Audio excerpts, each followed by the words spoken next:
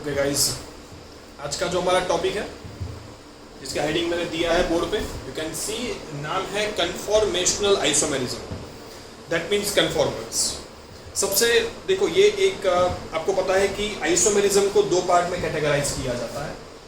अगर मैं यहाँ पर कैटेगरी लिखूँ तो isomerism is categorised in two parts. एक होता है स्ट्रक्चरल और दूसरा होता है स्टीरियो आइसोमेरिज्म। ठीक है, स्ट्रक्चरल के 6 पार्ट होता है जो अभी मैं बात नहीं करूंगा। अगर मैं इसको ब्रीफ करूं तो चेन होता है, पोजीशन, फंक्शनल, मेटा, टॉटोमेरिज्म और रिंग चेन आइसोमेरिज्म। ठीक है, और स्टीरियो में 3 आता है जिसमें पहला है कन्फॉर्मेशनल, दूसरा होता है ज्योमेट्रिकल और तीसरा होता है ऑप्टिकल। ये 3 में से हम पहला देखने वाला है जिसका नाम है कन्फॉर्मर्स या कन्फॉर्मेशनल आइसोमेरिज्म। ठीक है, ओके। सबसे पहली बात ये होती है कि ये कन्फॉर्मेरिज्म कब बताएगा। ऑर्गेनिक केमिस्ट्री में कन्फॉर्मेरिज्म कब होगा? तो आपको बताऊं, जब भी कोई 2 एलिमेंट के बीच में जो कोवेलेंट बॉन्ड होता है वो अगर रोटेट हो सकता है, क्या बोला मैंने, रोटेशन कर सकता है, तो वो कन्फॉर्मेशनल आइसोमेरिज्म दिखाएगा। Carbon carbon rotation is free, ये सबसे पहली रिक्वायरमेंट। तो आप उसको स्पेस में अलग अलग तरीके से अरेंज कर पाओगे। कार्बन कार्बन का रोटेशन कैसा होता है? फ्री होता है। अगर कार्बन कार्बन के बीच में बॉन्ड का रोटेशन रेस्ट्रिक्टेड है, वो कब होता है बताऊंगा मैं आपको। अगर वो रोटेशन रेस्ट्रिक्टेड है तो वो बताएगा ज्योमेट्रिकल आइसोमेरिज्म। याद रखो, कार्बन कार्बन का बॉन्ड अगर रोटेट हो सकता है तो कन्फॉर्मेशनल, और अगर रोटेशन रेस्ट्रिक्टेड है तो बताएगा वो कौन सा, ज्योमेट्रिकल। समझ में आ गया? ठीक है, सबसे पहली चीज, कार्बन कार्बन रोटेशन जो है वो फ्री होना चाहिए, रेस्ट्रिक्टेड नहीं होना चाहिए। समझ में आ गया सबको? ओके। अब आपको बताऊं रोटेशन कब रेस्ट्रिक्टेड होता है। सो रोटेशन सिग्मा बॉन्ड कर सकता है, बिकॉज सिग्मा बॉन्ड आपको पता है कि न्यूक्लियर एक्सिस पे बनता है। S S overlapping, S P overlapping और P to P headways overlapping. That means nuclear axis पे अगर ओवरलैपिंग होता है तो वो बॉन्ड रोटेशन पॉसिबल कर देता है। लेकिन अगर पाई बॉन्ड बनता है जो कि न्यूक्लियर एक्सिस पे नहीं होता है, सो अगर हम सिग्मा बॉन्ड को रोटेट करने जाएंगे तो पाई बॉन्ड टूट जाएगा। समझ में आया? तो इसलिए जहां पर पाई बॉन्ड होता है वहां पर रोटेशन रेस्ट्रिक्टेड होता है, मतलब वो बताएगा ज्योमेट्रिकल आइसोमेरिज्म। ये सबसे बेसिक है। मतलब डबल बॉन्ड वाले कंपाउंड बेसिकली बता, और भी है, साइकिल भी बताएगी, बिकॉज साइकिल में भी अगर आप रोटेशन के लिए ट्राई कर रहे हो तो बॉन्ड जो है वो टूट जाएगा, मतलब साइकिल ब्रेक हो जाएगी। एंड आइसोमेरिज्म में हमें कंपाउंड को बदलने की परमिशन नहीं दी गई है, कंपाउंड को वही का वही रखना है। Clear everyone? तो सबसे पहले कार्बन कार्बन रोटेशन फ्री है। मैं अगर इथेन की बात करूं, यहां पर लिखता हूं कन्फॉर्मर्स इन इथेन। ठीक है, चलो अब हम यहां पर इसको 3D में बताने वाले हैं, क्योंकि stereo is all about 3 dimensional projection. तो बताने के लिए हमारे पास अलग अलग प्रोजेक्शन में से पहला है न्यूमैन प्रोजेक्शन। न्यूमैन प्रोजेक्शन जिसमें ऐसे जब मैं बताऊंगा तो ये इंडिकेट करेगा फ्रंट कार्बन। क्या इंडिकेट करेगा? फ्रंट कार्बन इंडिकेट करेगा, ये रहा। ओके, और अगर ऐसे बताऊंगा तो ये होगा रियर, मतलब पीछे वाला कार्बन। तो यहां पर मैं लिखूंगा फ्रंट कार्बन और यहां पर मैं लिखूंगा रियर, मतलब बैक साइड वाला कार्बन, जिसके साथ अटैच 3 ग्रुप। एक बार देख लो आप इसको।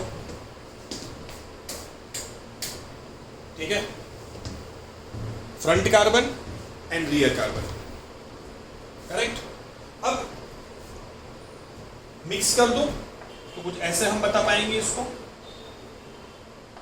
Like this. Check it out.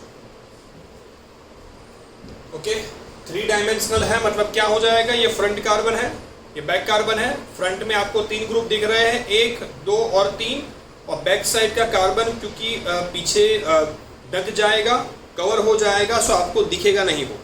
सो पीछे वाले कार्बन के साथ 3 ग्रुप अटैच्ड। समझ में आ गया सबको? सो फ्रंट एंड बैक, ये फ्रंट कार्बन है, बैक कार्बन आपको नहीं दिखेगा, दिस मीन्स की कवर्ड है। ओके, अब इथेन के अंदर तो 6 के 6 H होता है, मतलब यहां पर मैं H लिख देता हूं। सो ये हो गया C2H6। अब इसको मैं कैसे कैसे प्रेजेंट कर सकता हूं, जरा देखना यहां पर। सो अगर मैं अरेंजमेंट ऐसी बताता हूं, तो फ्रंट कार्बन के पीछे रियर कार्बन और एक हाइड्रोजन के पीछे दूसरा हाइड्रोजन, एक हाइड्रोजन के पीछे दूसरा हाइड्रोजन। दैट मीन्स कि ये जो एंगल है ना, वो एंगल है theta is equals to 0 degree. ये एंगल को बोला जाता है डायहेड्रल एंगल, डायहेड्रल। और ये अरेंजमेंट को बोला जाता है, कौन सी अरेंजमेंट? एक्लिप्स्ड। एक्लिप्स्ड का मतलब होता है कवर हो गया पूरा पीछे, आपको पीछे वाले H भी नहीं दिखेंगे, आपको फ्रंट साइड से सिर्फ कार्बन और उसके 3 H, पीछे वाले 3 H आपको नहीं दिखेंगे। ठीक है, अगर मैं इसको 60 डिग्री का रोटेशन करवाता हूं, यहां पर लिखता हूं मैं 60 डिग्री रोटेशन, तो ये अरेंजमेंट को यहां पर हम ऐसे प्रेजेंट करेंगे लाइक दिस। 60 डिग्री का एंगल आप देख पा रहे हो, ये रहा। ठीक है, सो डायहेड्रल एंगल कितना है? 60 डिग्री है, करेक्ट। ये अरेंजमेंट को बोला जाता है स्टैगर, राइट। और अगर 60 और 0 के बीच में कहीं पर भी है तो उसको हम स्क्यू बोलते हैं, लेकिन ये तब जबकि और कोई ग्रुप हमारे पास नहीं होता है, नहीं तो इसको प्रेजेंट करने की स्टाइल बदल जाएगी। ये थीटा यहां पर है लेस देन 60, इसको हम बोलेंगे स्क्यू अरेंजमेंट। पहले इतना देख लो आप। ये इथेन का है, बहुत सिंपल है, टेक्स्ट बुक लेवल है। ब्यूटेन का बताऊंगा तो सीन बदल जाएगा थोड़ा। ठीक है, चलो इसका स्नैप आप ले सकते हो, मैं बोर्ड क्लियर कर रहा हूं, ठीक है ना? ओके,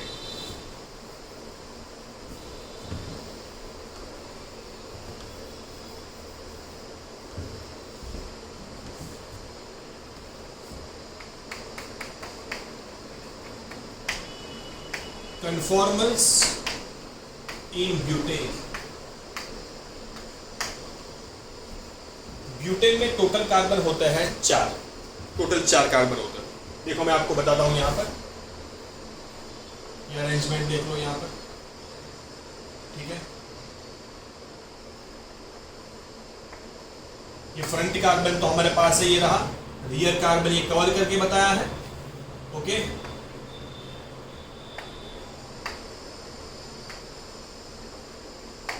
देख लो आप, CH3 CH2 पीछे CH2 CH3, you will find it out as CH3 CH2 CH2 CH3, ठीक है। that means propane, butane, right. अब मैं यहां से स्टार्ट करता हूं, इसकी कितनी अरेंजमेंट बनेगी देखो। अब यहां पर 6 के 6 H नहीं है, मतलब सबके सब सेम नहीं है, यहां पर डिफरेंट है सब।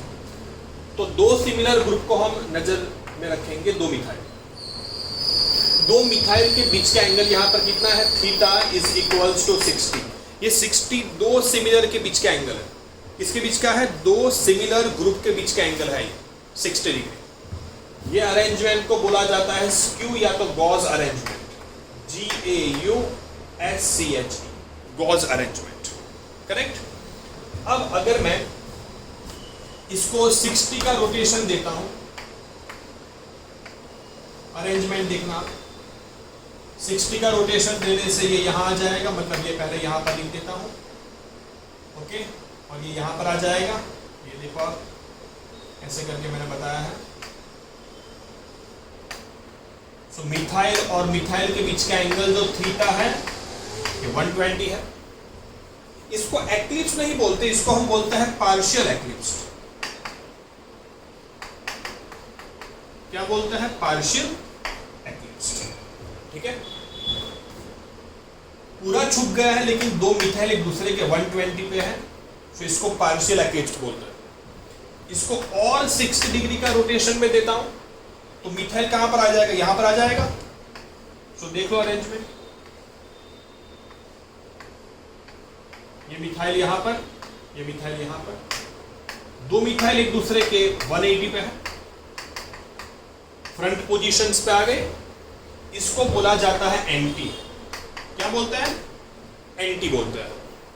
ठीक है, चलो वापस 60 का रोटेशन देता हूं तो यहां पर आ जाएगा, इसको यहां पर लिख देता हूं 60 डिग्री का रोटेशन।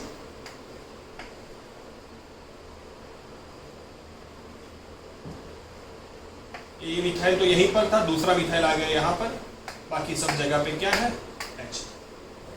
ये दो तो सेम हो गए ना, कहां गए, ये और ये सेम हो गए, तो यहां पर भी एंगल कितना है, या तो आप 120 बोलो या तो ये वाला एंगल ले लो। 360 में से 120 माइनस कर दो, समझ में आ गया। तो 240 आप लिख सकते हो, लेकिन मैं कम एंगल लिखूंगा 120। इसका नाम भी हो जाएगा सेम, दैट इज पार्शियल एक्लिप्स्ड। और 60 का रोटेशन देते हैं, ये यहां पर आ जाएगा, ये वाली अरेंजमेंट करेगा। ठीक है, इसको हम बोलेंगे स्क्यू या तो गॉस, एंगल 60। अंडरस्टूड, मैं लिखता नहीं हूं। और वापस 60 का रोटेशन देता हूं तो अब ये जो बनेगा ना, एग्जैक्ट दो मिथाइल जो है वो एक दूसरे के पीछे आ गए। इस अरेंजमेंट को बोला जाता है एक्लिप्स्ड। क्या बोलता है, एक्लिप्स्ड बोलता है। देख लो आप, एक्लिप्स्ड होता है, फिर आता है यहाँ पर स्क्यू या गॉस, जहां पर एंगल होता है 60 का, और 60 करो तो बन जाता है पार्शियल एक्लिप्स्ड। पार्शियल एक्लिप्स्ड बनेगा कितने कितने एंगल पे, 120, या तो फिर बनेगा 240 पे। समझ में आ गया सबको, ठीक है। उसके बाद बनेगा एंटी, एंटी बनेगा 180 पे, ये रहा, ठीक है। फिर रिपीट हो रहा है, मिरर इमेज बन रही है। अब बात है कि यहां पर कौन स्टेबल, देखो जनरली स्टेबल होता है कौन, जनरली स्टेबिलिटी आती है ज्यादा स्टैगर्ड की, क्योंकि स्टैगर्ड में सब दूर दूर होता है। स्टैगर्ड के बाद आता है स्क्यू, के बाद आता है एक्लिप्स्ड। एक्लिप्स्ड में क्योंकि एंगल 0 है सो रिपल्सिव फोर्स डोमिनेट करेंगे। लेकिन अगर ये दो ग्रुप ऐसे होंगे कि जिसके बीच में इंट्रामोलेक्युलर हाइड्रोजन बॉन्ड का फॉर्मेशन होता होगा, समझ लो कि दो मिथाइल की जगह पे दो OH है, तो इंट्रामोलेक्युलर H बॉन्ड बनता।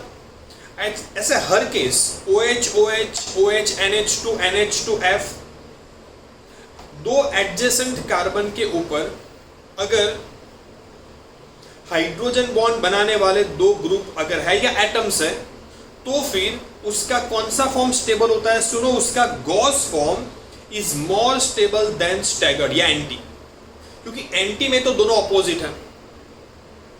आप सोचोगे सर एक्लिप्स बना देते हैं, तो एक्लिप्स में प्रॉब्लम यह होता है कि एक्लिप्स में दोनों इतने करीब होते हैं कि रिपल्सिव फोर्स डोमिनेट करता है अट्रैक्टिव फोर्स के ऊपर।